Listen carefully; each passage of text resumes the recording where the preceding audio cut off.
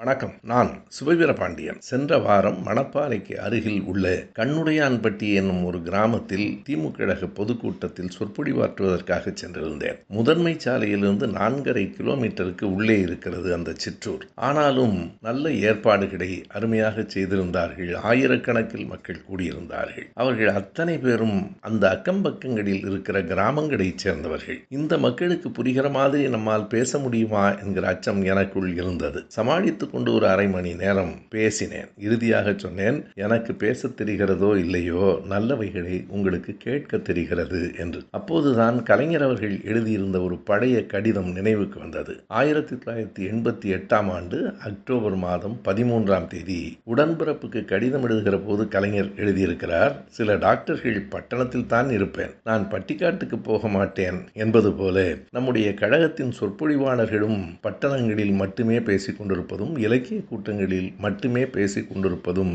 சரியானதன்று.